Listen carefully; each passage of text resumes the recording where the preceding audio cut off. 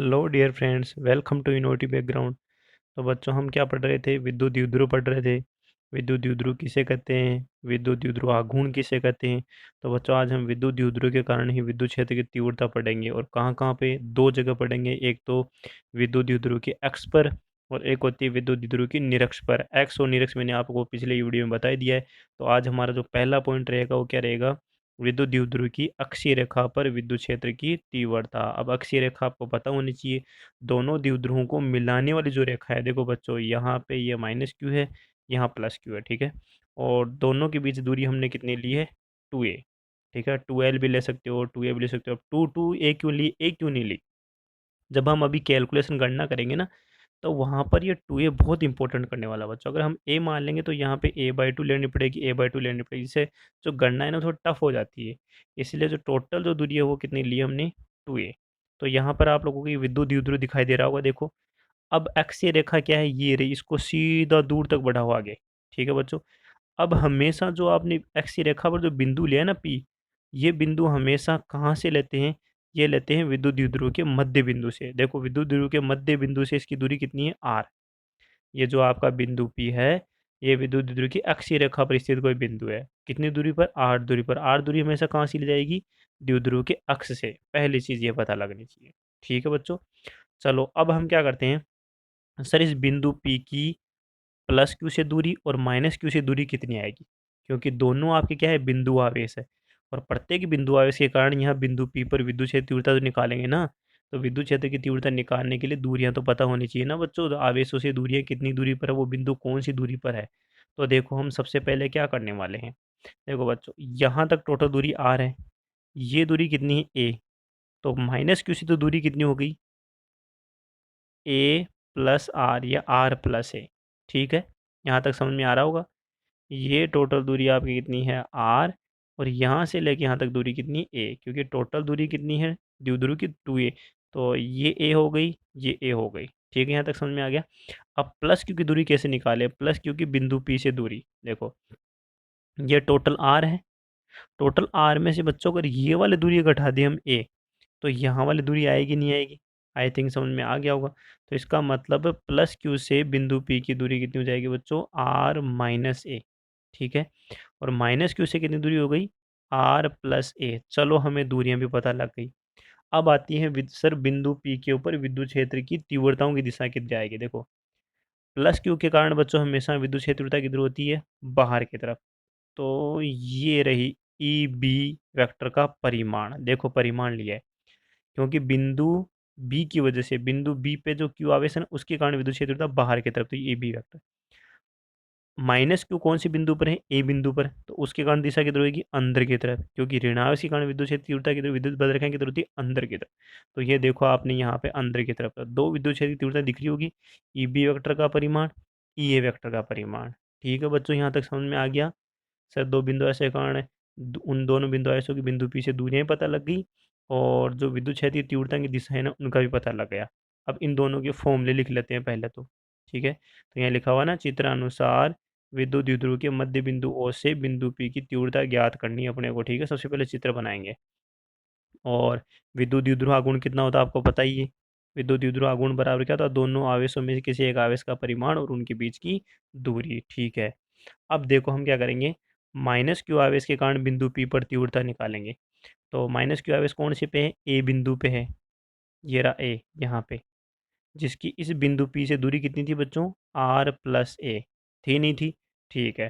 तो बिंदु एस के कारण विद्युत क्षेत्रता कितनी होती है? 1/4 पाई एप्सिलॉन नॉट क्यू बटे आर स्क्वायर। आर स्क्वायर मतलब दूरी कितनी है? तो दूरी कितनी होगी? आर प्लस ए का होल स्क्वायर। ठीक है। दिशा किधर आएगी? देखो, ये रही दिशा, इस दिशा में। तो आप दिशा ले सकते हो पी ए दिशा में। किधर बच्चों? पी ए दिशा में। तो यहाँ पे लिख देंगे पी से अंदर की ओर, या पूरा भी लिख सकते हो आप पी ए दिशा की ओर। किधर? पी ए दिशा की ओर। ठीक है। इसी प्रकार प्लस क्यू आवेश, प्लस क्यू आवेश कौन सी बिंदु पे है? बी बिंदु पे। उसके कारण विद्युत क्षेत्रता कितनी ली हमने? ई बी वेक्टर का परिमाण। तो कितना आ गया? 1/4 पाई एप्सिलॉन नॉट क्यू बटे दूरी कितनी थी? आर माइनस ए। तो आर माइनस ए का होल स्क्वायर। दिशा किधर हो जाएगी बच्चों? दिशा देखो, पी से बाहर की तरफ। दिशा किधर है? पी से बाहर की तरफ। तो आप पी से बाहर की तरफ, या फिर बच्चों आप यूँ भी लिख सकते हो, पी ए दिशा, वो सॉरी, बी पी दिशा में। किधर बच्चों? बीपी दिशा में, इधर बाहर की तरफ। तो आप पी से बाहर ले सकते हो या बीपी दिशा में ले सकते हो। तो यहाँ पे आप ऐसे ले सकते हो, बीपी दिशा में। इधर क्या ले सकते हो बच्चों? बीपी दिशा की ओर। अब देखो बच्चों क्या है, दोनों विद्युत क्षेत्र की तीव्रताएं देखो, एक बिंदु पी पे लग रही है और दोनों विद्युत क्षेत्र तीव्रताएं क्या एक ही लाइन पर है, सररेखीय है। एक इस दिशा में, एक दिशा में, इसको बोलते हैं सररेखीय। जब दो सदिश एक ही लाइन पर कार्य करते हैं, एक लाइन पे लगते हैं, तो उनको बोलते हैं सररेखीय सदिश। और आपने क्या देखा यहाँ पर, विद्युत क्षेत्र की तीव्रता ई ए और ई बी दोनों क्या है? सररेखीय। और जब दो सदिश विपरीत दिशा में होते हैं तो हमेशा परिणामी क्या होता है? जो बड़ा होता है उसकी तरफ आता है। पढ़ा हुआ ना 11th में अच्छे से। सर दो सदिश होते हैं, जैसे कि एक बल यहाँ लग रहा था, एक बल यहाँ लग रहा था, तो हमेशा परिणामी बल किधर आता है? जो बड़ा होता है। घटाते हैं ना बड़े में छोटे वाले को। तो यहाँ पर भी ऐसे करने वाले हैं। परिणामी विद्युत क्षेत्र निकालने के लिए अभी हमें पता करना होगा सर दोनों विद्युत क्षेत्र की तीव्रताएं में ईए में से और ईबी में से कौन बड़ा है। तो सीधा आ जाओ आप फॉर्मूले पे बच्चों, देखो 1/4 pi one upon four pi same same. ऊपर भी क्यू, ऊपर भी क्यू। नीचे इसमें है आर प्लस है, इसमें आर माइनस है। तो बताओ आर प्लस ए बड़ा होता है कि आर माइनस ए बड़ा होता है? आर प्लस ए बड़ा है, ठीक है। तो जब आप ज़्यादा का भाग किसी संख्या में देते हो तो वो संख्या क्या होती है? छोटी हो जाती है। और जब कम का भाग आप किसी चीज़ में देते हो तो वो चीज़ बड़ी हो जाती है। तो यहाँ पर बड़ा कौन है?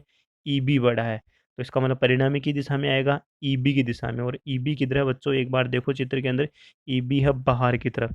इसका मतलब इस बिंदु पी पर बच्चों ध्यान रखना, परिणामी द्विक्षेत्रता किधर आएगी? बाहर की तरफ आएगी। तो बाहर की तरफ आएगी तो हम ई बी माइनस ई ए कर लेते हैं पहली बात तो।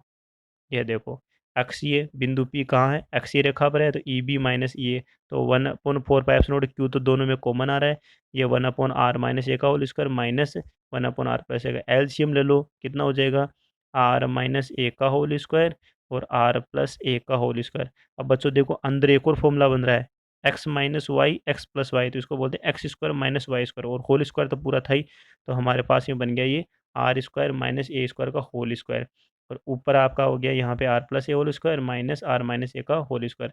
जैसे आप ऊपर वाले टर्म्स को खोलते हो तो आपकी तीन टर्म इससे आएगी, तीन टर्म इससे आएगी, टोटल 6 टर्म हो जाएगी, ठीक है।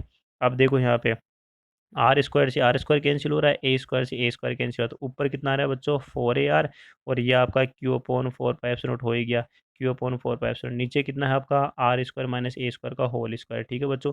अब ऊपर वाले जो टर्म है बच्चों उसको हम देखो द्विध्रुव आघूर्ण में बदलने वाले हैं।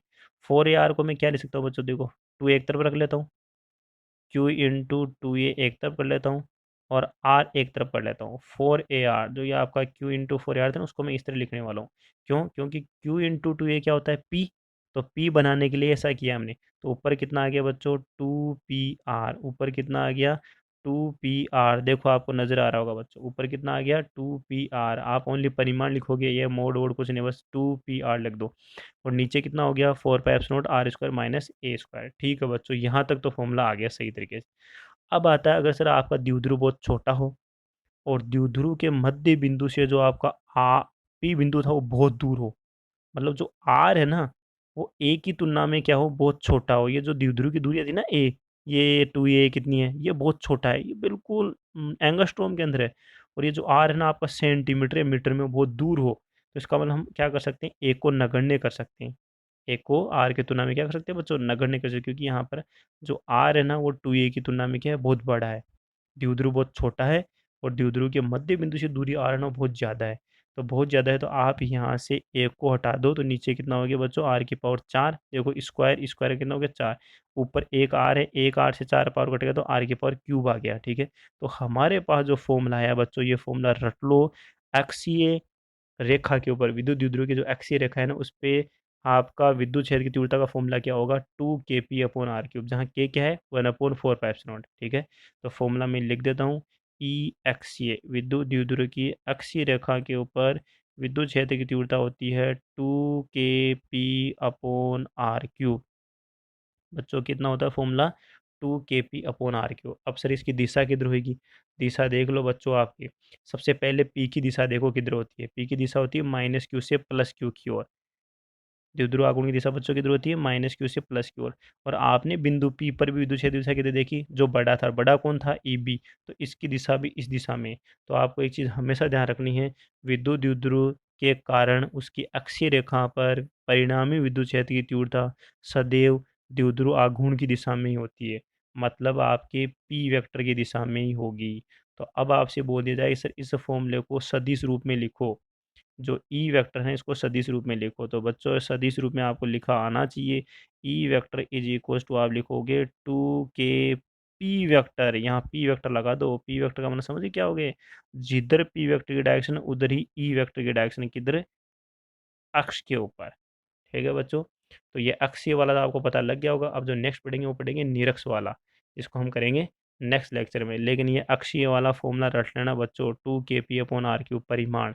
अगर वेक्टर लगा रहे हो सदिश में लगा रहे हो तो यहाँ पे लगा दो ई वेक्टर है तो यहाँ पे लगा दो पी वेक्टर, जिससे पता लगा जाएगा जिधर पी होगा पी वेक्टर उधर ही आपकी विद्युत क्षेत्र दिशा होगी। ठीक है, तो आई थिंक समझ में आ गया होगा। अगर फिर भी नहीं समझ में आया तो बच्चों आप कमेंट कर दिया करो, मैं अगले जो ही लेक्चर लेके आता हूँ तो उसमें आपका सॉल्यूशन कर दिया करूँगा।